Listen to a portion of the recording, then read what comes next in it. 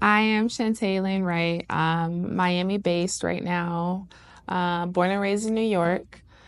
And my family is from the Caribbean, Trinidad. And just growing up in New York City really kind of put in perspective for me, like being from an illustrious urban background, allowed me to see life outside of outside of one perspective, and just thinking about all of the different culture dynamics that come together in the city.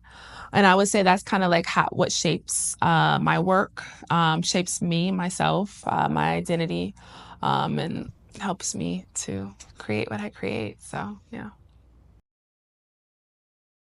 There's so many different artists that really influence my work.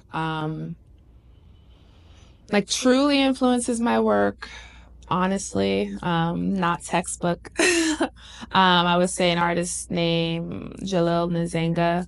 He talks about in his work, he really talks about just the Black experience from the contemporary lens, which I really enjoy. But then you still see a lot of history that's kind of placed in his work. I always mispronounce her name, Shabala Lasself.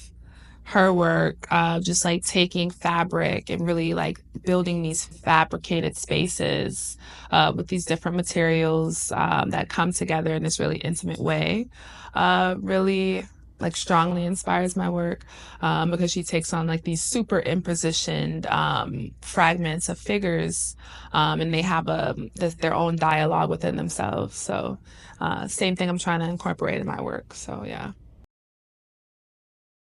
I feel like the figure always has to find itself in my work. I don't know if it's because, I did my undergrad at Hunter and like doing the still lives and the nude models and everything like that. I'm just so like used to the figure, I can't get rid of it. But I feel like it does help me because they kind of like you said, like they dissolve somewhat into the work. And sometimes that's intentional and sometimes it's not. It just, comes about and just naturally speaks to the themes of my work. And just thinking about disidentification and how we have to find space for ourselves in society within the Western contemporary world, right? And how we sometimes recede and find ways to reemerge. So I feel like in a lot of my work, you'll see the figures doing that on their own a lot of the time. So yeah. You want to know my work? I don't feel like a lot of the times, I don't feel like I approach my work from a political stance, but I realize my work does take on a political connotation because of who I am, simply because of me being a woman, being queer, being a woman of color. All of these things give themselves to the politics of every day, right? The politics of how I live my life. It is political. Me existing is political, right? Sad to say, but yeah, I think naturally my work takes on, like I said, a political connotation just because of me being who I am. Yeah, so my exhibition, it wasn't a dream, it was a flood, references the poetic narrative by Frank Stanford, American poet.